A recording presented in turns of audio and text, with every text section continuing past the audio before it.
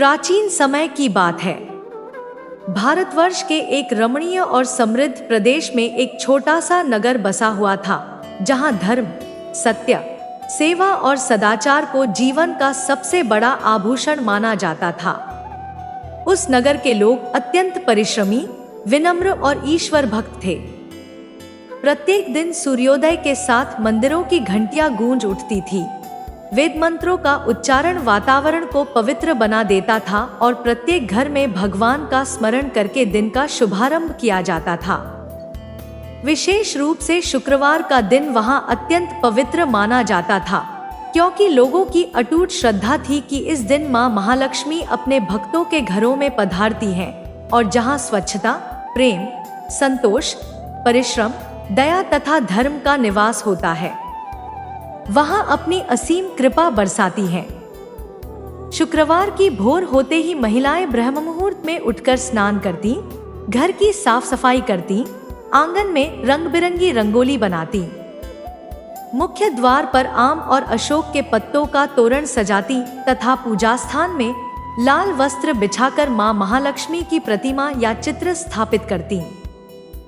वे शुद्ध घी का दीपक जलाकर, धूप और अगरबत्ती अर्पित करके कमल के पुष्प, अक्षत, रोली, चंदन, नैवेद्य और फल समर्पित करती तथा अत्यंत श्रद्धा से मां का स्मरण करती। पूरे नगर में भक्ति का ऐसा वातावरण बन जाता कि ऐसा प्रतीत होता मानो स्वयं देवी का दिव्य आशीर्वाद प्रत्येक घर पर बरस रहा हो। उसी नगर के एक कोने में एक अत्यंत साधारण झोपड़ी थी, जिसमें एक गरीब किंतु धर्मनिष्ठ दंपति निवास करता था। उनके पास धन संपत्ति नहीं थी, न ही सोना चांदी, न बड़े खेत और न ही कोई व्यापार। फिर भी उनके हृदय में संतोष, प्रेम, करुणा और भगवान के प्रति अटूट विश्वास का अमूल्य खजाना था। वे प्रतिदिन कठिन परिश्रम करके अपना जीवन यापन करते थे। जो कुछ भी उन्हें प्राप्त होता, उसी में प्रसन्न रहते और कभी किसी के प्रति ईर्ष्या या द्वेष का भाव नहीं रखते। यदि कोई अतिथि उनके द्वार पर आ जाता, तो वे स्वयं भूखे रहकर भी उसे आदरपूर्वक भोजन कराते। यदि कोई साधु संत उनके घर आता, तो वे उसे भगवान का स्वरूप मानकर सेवा करते। नगर के सभी लोग उनकी सादगी, ईमानदारी और भक्ति की प्रशंसा करते थे, किंतु उनकी आर्थिक स्थिति दिन प्रतिदिन कठिन होती जा रही थी। कई बार ऐसा भी होता कि पूरे दिन के परिश्रम के बाद भी उन्हें इतना अन्न नहीं मिलता कि दोनों समय का भोजन बन सके। फिर भी उन्होंने कभी भगवान से शिकायत नहीं की। वे कहते, जो कुछ प्रभु ने दिया है वही हमारे लिए पर्याप्त है। यदि हमारी भक्ति सच्ची होगी तो एक दिन अवश्य मां महालक्ष्मी की कृपा प्राप्त होगी।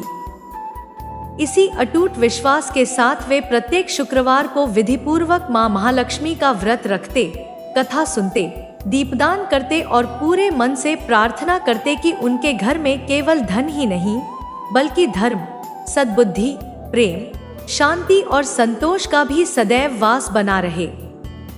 एक दिन शुक्रवार की प्रातः बेला में, जब पूरा नगर अभी शांत था और पूर्व दिशा में उगते सूर्य की सुनहरी किरणें धीरे धीरे धरती को प्रकाशित कर रही थी, तभी उस दंपति ने अत्यंत श्रद्धा और विश्वास के साथ मां महालक्ष्मी का पूजन आरंभ किया। उन्होंने मिट्टी के छोटे से दीपक में शुद्ध घी डालकर दीप प्रज्वलित किया, तांबे के कलश में गंगाजल भरकर आम के पत्ते और नारियल स्थापित किया, लाल चुनरी अर्पित की और हाथ जोड़कर विनम्र स्वर में प्रार्थना की, हे जगत जननी महालक्ष्मी, आप समस्त संसार का पालन करने वाली, भक्तों के दुख दूर करने वाली और धर्म का संरक्षण करने वाली हैं। यदि हमारी भक्ति में सच्चाई है, यदि हमारे मन में किसी के प्रति छल, कपट या अहंकार नहीं है, तो कृपा करके हमारे जीवन में ऐसा प्रकाश भर दीजिए जिससे हम सदैव धर्म के मार्ग पर चलते हुए दूसरों का भी कल्याण कर सकें। हमें केवल धन नहीं, बल्कि ऐसा सद्बुद्धि का वरदान दीजिए जिससे हम आपके दिए हुए प्रत्येक आशीर्वाद का सदुपयोग कर सकें। उनकी आंखों से भक्ति के आंसू बहने लगे और पूरा वातावरण दिव्य शांति से भर गया। उसी क्षण अदृश्य रूप से मां महालक्ष्मी ने उनकी निष्कपट भक्ति को स्वीकार किया और मन ही मन निश्चय किया कि समय आने पर वे इस दंपति के जीवन में ऐसा परिवर्तन लाएंगी जो आने वाली पीढ़ियों के लिए श्रद्धा, विश्वास और सच्ची भक्ति का प्रेरणा स्रोत बन जाएगा। शुक्रवार की उस पवित्र सुबह के पश्चात उस दंपति के जीवन में बाहरी रूप से कोई परिवर्तन दिखाई नहीं दिया, परंतु उनके मन में पहले से कहीं अधिक शांति और विश्वास का संचार हो चुका था। वे यह भलीभांति जानते थे कि ईश्वर की कृपा तत्काल नहीं, बल्कि उचित समय पर उचित रूप में प्राप्त होती है। इसलिए उन्होंने अधीर होने के स्थान पर अपने कर्म और भक्ति को ही अपना सबसे बड़ा धन बना लिया। प्रतिदिन प्रातःकाल दोनों पति पत्नी स्नान करके भगवान विष्णु और मां महालक्ष्मी का स्मरण करते, फिर अपने अपने कार्य में लग जाते। पति मजदूरी करने नगर की ओर निकल जाता और पत्नी घर की साफ सफाई, पूजा पाठ तथा सेवा भाव में अपना समय लगाती। वह प्रतिदिन अपने छोटे से पूजा स्थान में घी का दीपक जलाकर मां महालक्ष्मी के समक्ष यही प्रार्थना करती, हे मां, हमारे घर में चाहे वैभव देर से आए, परंतु हमारे मन से कभी धर्म, सत्य और संतोष दूर न हो। उसकी इस निष्कपट प्रार्थना से पूरा वातावरण भक्तिमय हो जाता। नगर की वृद्ध महिलाएं जब उसके घर के सामने से गुजरती तो उसकी श्रद्धा देखकर कहती कि जिस घर में ऐसी निष्ठा और पवित्रता हो, वहां मां महालक्ष्मी एक दिन अवश्य निवास करती हैं। समय बीतता गया। एक दिन दोपहर के समय एक वृद्ध साध्वी उस झोपड़ी के सामने आकर रुकी। वह अत्यंत थकी हुई प्रतीत हो रही थी। उसने विनम्र स्वर में जल मांगा।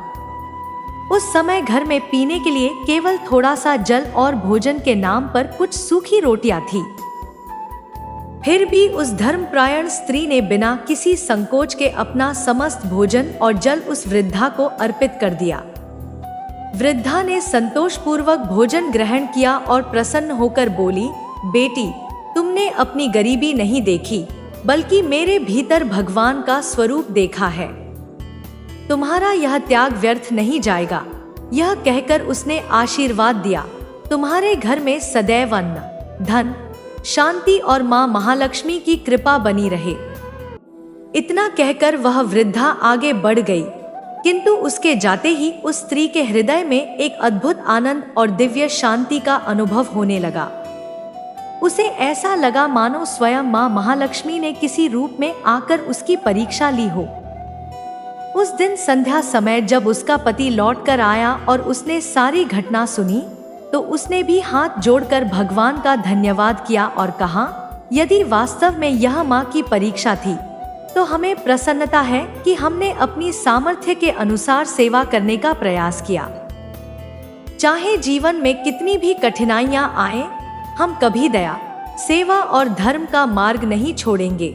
उसी रात जब दोनों विश्राम कर रहे थे, तब उन्हें स्वप्न में एक दिव्य प्रकाश दिखाई दिया। उस प्रकाश के मध्य कमलासन पर विराजमान मां महालक्ष्मी का अलौकिक स्वरूप प्रकट हुआ। चारों ओर सुगंधित पुष्पों की वर्षा हो रही थी, शंख और घंटियों की मधुर ध्वनि गूंज रही थी तथा वातावरण दिव्य तेज से आलोकित था। मां ने करुणामयी स्वर में कहा, वत्स, तुम्हारी श्रद्धा, सेवा, संतोष और निष्काम भक्ति ने मुझे अत्यंत प्रसन्न किया है। जो मनुष्य बिना लोभ और अहंकार के धर्म का पालन करता है, जो अतिथि में भगवान का दर्शन करता है और जो कठिन परिस्थितियों में भी ईश्वर पर विश्वास बनाए रखता है, उस पर मेरी कृपा अवश्य होती है। शीघ्र ही तुम्हारे जीवन की कठिनाइयां समाप्त होंगी और तुम्हारा घर केवल धन से ही नहीं, बल्कि सुख, शांति, सदाचार और यश से भी भर जाएगा। प्रातःकाल जब दोनों पति पत्नी की आंख खुली, तब उनके हृदय में अद्भुत उत्साह और गहरा आत्मविश्वास था। रात में देखे गए उस दिव्य स्वप्न की स्मृति अभी भी उनके मन में स्पष्ट थी। उन्होंने सबसे पहले स्नान कर भगवान विष्णु और मां महालक्ष्मी के चरणों में प्रणाम किया तथा यह संकल्प लिया कि चाहे जीवन में कैसी भी परिस्थितियां आए, वे कभी धर्म, सत्य और सेवा का मार्ग नहीं छोड़ेंगे। उस दिन भी पति अपने दैनिक कार्य के लिए नगर की ओर चल पड़ा, जबकि पत्नी ने पूरे मन से घर की सफाई की, पूजा स्थान को सजाया, दीपक प्रज्वलित किया और मां महालक्ष्मी के समक्ष कमल के पुष्प अर्पित करते हुए लक्ष्मी स्तोत्र का श्रद्धापूर्वक पाठ किया। पूजा के उपरांत उसने अपने घर के बाहर थोड़ा सा अन्न पक्षियों के लिए रखा, गाय को रोटी खिलाई और एक निर्धन वृद्धा को यथाशक्ति भोजन कराया। उसे विश्वास था कि हर प्राणी में ईश्वर का अंश विद्यमान है और सेवा ही सबसे बड़ा धर्म है। उसी दिन संध्या के समय जब उसका पति लौट रहा था, तो मार्ग में उसे एक व्यापारी मिला जिसकी बैलगाड़ी कीचड़ में फंस गई थी। अनेक लोग वहां से गुजरे, पर किसी ने सहायता नहीं की। उस गरीब व्यक्ति ने बिना किसी स्वार्थ के बैलगाड़ी को निकालने में पूरा सहयोग दिया। व्यापारी उसकी ईमानदारी और परिश्रम से अत्यंत प्रसन्न हुआ। उसने उसे उचित मेहनताना देने के साथ साथ अपने गोदाम में स्थायी कार्य का प्रस्ताव भी दिया। गरीब व्यक्ति ने इसे मां महालक्ष्मी की कृपा मानकर विनम्रतापूर्वक स्वीकार कर लिया। धीरे धीरे उसकी आय बढ़ने लगी, घर की आर्थिक स्थिति सुधरने लगी और वर्षों बाद पहली बार उनके घर में अन्न का भंडार भरने लगा। किंतु आश्चर्य की बात यह थी कि धन आने पर भी उनके स्वभाव में तनिक भी परिवर्तन नहीं आया। वे पहले की तरह विनम्र रहे, प्रतिदिन भगवान का स्मरण करते रहे, शुक्रवार का व्रत रखते रहे और अपनी कमाई का एक भाग दान तथा सेवा में लगाते रहे। उनकी इस सरलता और धर्मनिष्ठा की चर्चा पूरे नगर में फैलने लगी। लोग कहते कि मां महालक्ष्मी केवल धन ही नहीं देती, बल्कि जिस घर में सच्ची श्रद्धा, स्वच्छता, परिश्रम, दया, संतोष और भगवान के प्रति अटूट विश्वास होता है, वहां स्थायी रूप से निवास करती है। कुछ समय बाद वही व्यापारी, जिसने उस गरीब व्यक्ति को काम दिया था, गंभीर रूप से बीमार पड़ गया। उसने अपने सबसे विश्वसनीय कर्मचारी के रूप में उसी धर्मपरायण व्यक्ति को व्यापार की पूरी जिम्मेदारी सौंप दी। उसने पूरी निष्ठा और ईमानदारी से व्यापार संभाला। उसकी सत्यनिष्ठा से व्यापार दिन प्रतिदिन बढ़ता गया। व्यापारी पूर्णतः स्वस्थ होने के बाद भी उसकी ईमानदारी से इतना प्रभावित हुआ कि उसने अपने लाभ में से एक भाग उसे देना प्रारंभ कर दिया। अब उस दंपति के पास पर्याप्त धन, सम्मान और सुख सुविधाएं थी, फिर भी वे प्रतिदिन उसी मिट्टी के दीपक में घी का दीप जलाकर मां महालक्ष्मी का धन्यवाद करते थे। वे अपने बच्चों को भी यही शिक्षा देते कि धन का कभी अहंकार नहीं करना चाहिए, क्योंकि वास्तविक लक्ष्मी धन नहीं, बल्कि सदाचार, संतोष, सेवा, विनम्रता और ईश्वर भक्ति है। जिस परिवार में ये गुण बने रहते हैं, वहां मां महालक्ष्मी की कृपा कभी कम नहीं होती। उनके घर का द्वार सदैव साधु संतों, अतिथियों, निर्धनों और जरूरतमंदों के लिए खुला रहता था। जो भी वहां आता, वह प्रेम, सम्मान और संतोष का अनुभव करके लौटता। धीरे धीरे उनका घर पूरे नगर के लिए धर्म, सेवा और भक्ति का आदर्श बन गया और प्रत्येक शुक्रवार को दूर दूर से लोग वहां एकत्र होकर मां महालक्ष्मी की कथा सुनते, भजन कीर्तन करते और अपने जीवन को धर्ममय बनाने का संकल्प लेते। ऐसी मान्यता है कि जो श्रद्धालु इस पावन शुक्रवार विशेष महालक्ष्मी कथा को श्रद्धा, विश्वास और निर्मल मन से सुनता या पढ़ता है, उसके जीवन से दरिद्रता, भय और निराशा दूर होने लगती है तथा मां महालक्ष्मी की कृपा से उसके घर में धन धान्य के साथ साथ सुख, शांति, सद्भाव और आध्यात्मिक समृद्धि का भी स्थायी वास होता है। समय के साथ उस दंपति का जीवन केवल आर्थिक रूप से ही नहीं, बल्कि आध्यात्मिक और सामाजिक रूप से भी अत्यंत उन्नत हो गया था। जिस घर में कभी निर्धनता और कठिनाइयों का वास था, वही घर अब एक आदर्श गृहस्थी के रूप में पूरे नगर में प्रसिद्ध हो चुका था। लोग दूर दूर से उनके आचरण, उनके व्यवहार और उनकी भक्ति को देखने और समझने के लिए आने लगे थे। परंतु उस दंपति के स्वभाव में कोई परिवर्तन नहीं आया था। वे पहले की तरह ही प्रत्येक शुक्रवार को मां महालक्ष्मी का व्रत करते, दीप जलाते, घर की स्वच्छता बनाए रखते और प्रत्येक अतिथि का सम्मान करते थे। उनके जीवन का मूल सिद्धांत यही था कि धन का वास्तविक उपयोग सेवा और धर्म में है, न कि केवल भोगविलास में। इसी कारण उनके घर में आए धन का एक बड़ा भाग दान, शिक्षा, चिकित्सा सहायता और जरूरतमंदों की सहायता में व्यय किया जाता था। एक दिन नगर में एक प्रसिद्ध संत का आगमन हुआ। वे अनेक तीर्थों की यात्रा करके उस नगर में पहुंचे थे। जब उन्हें उस दंपति की भक्ति और जीवनचर्या के बारे में ज्ञात हुआ तो वे स्वयं उनके घर पधारे। जैसे ही संत उनके घर के द्वार पर पहुंचे, उस स्त्री ने अत्यंत श्रद्धा से उनका स्वागत किया, उनके चरण धोए और उन्हें आदरपूर्वक आसन पर बैठाया। पति ने भी विनम्र भाव से उन्हें प्रणाम किया और यथाशक्ति सेवा की। संत उस घर के वातावरण को देखकर अत्यंत प्रसन्न हुए। उन्होंने कहा, इस घर में केवल धन ही नहीं बल्कि दिव्यता का वास है। जहाँ सेवा, सत्य और श्रद्धा का संगम होता है, वहाँ स्वयं माँ महालक्ष्मी स्थायी रूप से निवास करती हैं। यह सुनकर दोनों पति पत्नी अत्यंत विनम्र हो गए और बोले कि यह सब माँ की कृपा और उनकी ही असीम दया का परिणाम है, क्योंकि वे तो केवल उनके बताए मार्ग पर चलने का प्रयास कर रहे हैं।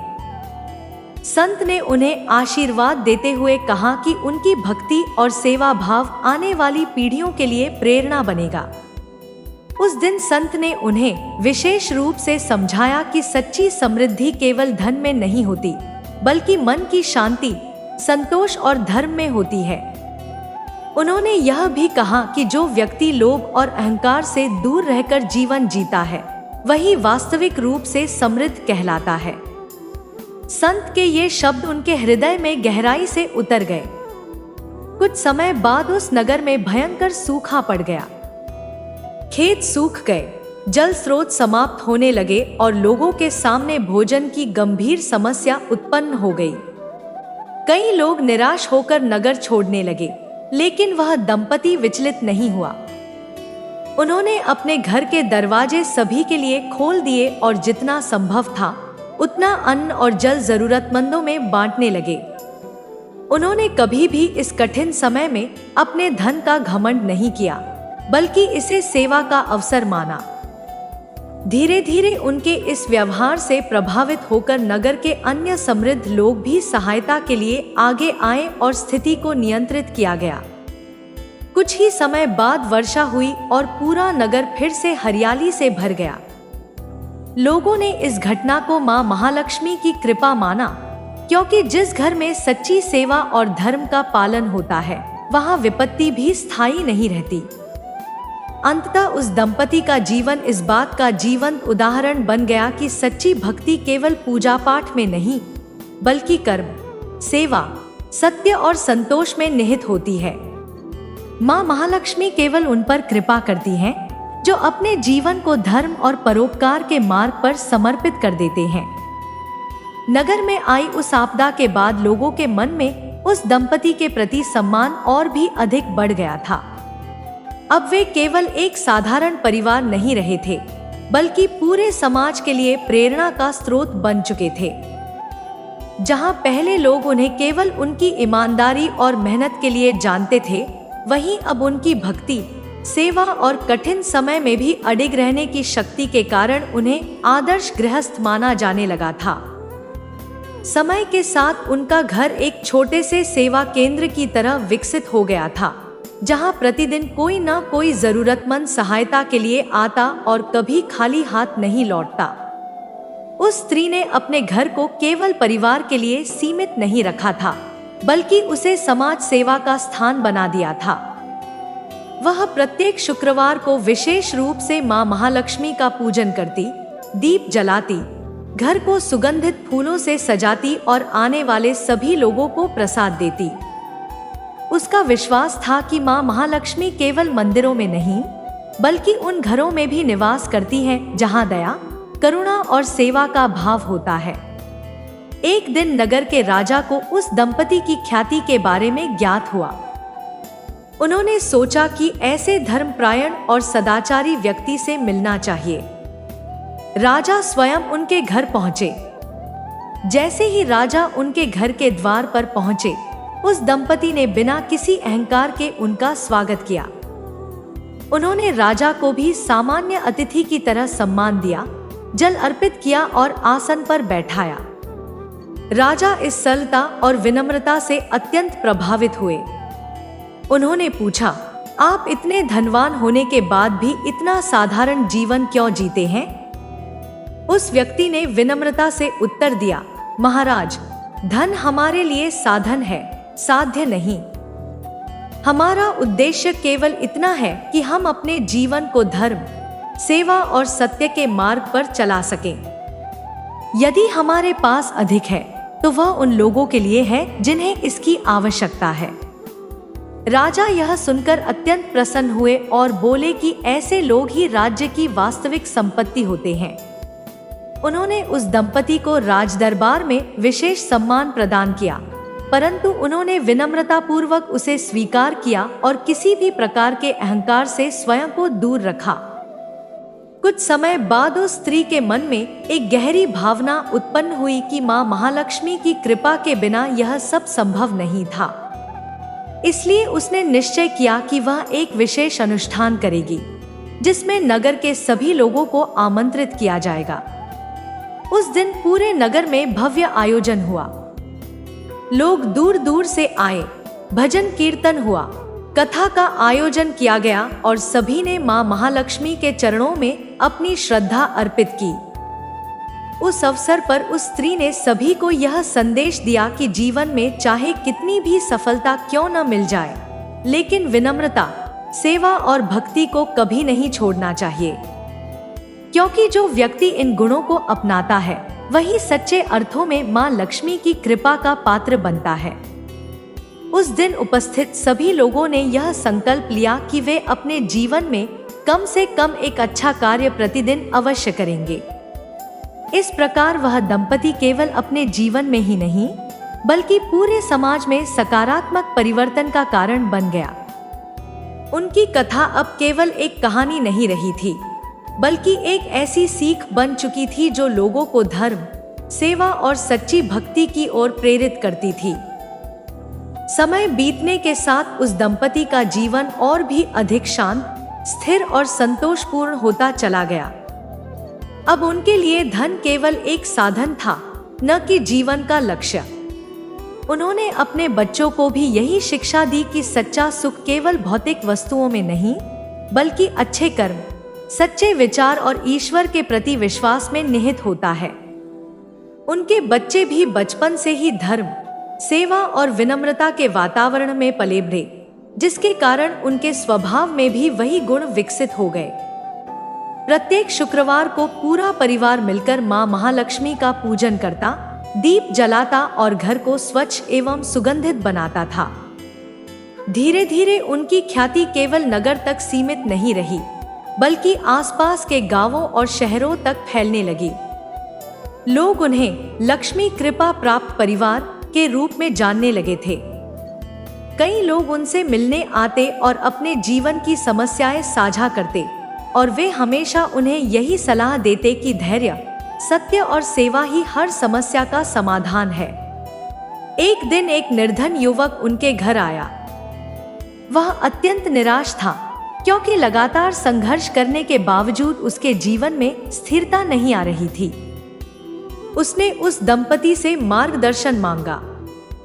उस दंपति ने उसे धैर्यपूर्वक सुना और कहा, यदि तुम अपने जीवन में मां महालक्ष्मी की कृपा चाहते हो, तो सबसे पहले अपने मन से लोभ, झूठ और आलस्य को दूर करो। परिश्रम करो, सत्य बोलो और हर जीव में ईश्वर का रूप देखो। उन्होंने उसे नियमित रूप से शुक्रवार का व्रत करने, घर की स्वच्छता बनाए रखने और किसी भी जरूरतमंद की सहायता करने की सलाह दी। उस युवक ने उनकी बातों को गहराई से समझा और अपने जीवन में उन्हें अपनाने का निश्चय किया। कुछ समय बाद उसके जीवन में भी सकारात्मक परिवर्तन आने लगे। यह देखकर उस दंपति को अत्यंत संतोष हुआ कि उनका अनुभव अब दूसरों के जीवन में प्रकाश फैला रहा है। एक दिन अचानक उस नगर में एक बड़ा धार्मिक आयोजन हुआ। जिसमें अनेक विद्वान, संत और साधु संत एकत्र हुए। उस दंपति को भी विशेष अतिथि के रूप में आमंत्रित किया गया। मंच पर जब उनसे उनके जीवन का रहस्य पूछा गया तो उन्होंने अत्यंत विनम्रता से उत्तर दिया, हमारे जीवन का कोई विशेष रहस्य नहीं है। हमने केवल इतना सीखा है कि ईश्वर पर विश्वास कभी नहीं छोड़ना चाहिए, चाहे परिस्थितियां कैसी भी हों। सेवा, सत्य और संतोष ही वह मार्ग हैं जो मनुष्य को वास्तविक समृद्धि की ओर ले जाते हैं। उनके इस उत्तर से पूरा सभागार भाव विभोर हो गया। संतों ने भी उनकी प्रशंसा की और कहा कि ऐसे ही लोग पृथ्वी पर धर्म की नींव को मजबूत रखते हैं। उस दिन से उनकी कथा और भी अधिक प्रसिद्ध हो गई और इसे लोग शुक्रवार विशेष महालक्ष्मी कथा के रूप में सुनने और सुनाने लगे। कहा जाता है कि जो भी व्यक्ति श्रद्धा और विश्वास के साथ इस कथा को सुनता है, उसके जीवन में धीरे धीरे दरिद्रता दूर होने लगती है और उसके घर में सुख, शांति, समृद्धि और सकारात्मक ऊर्जा का वास होता है।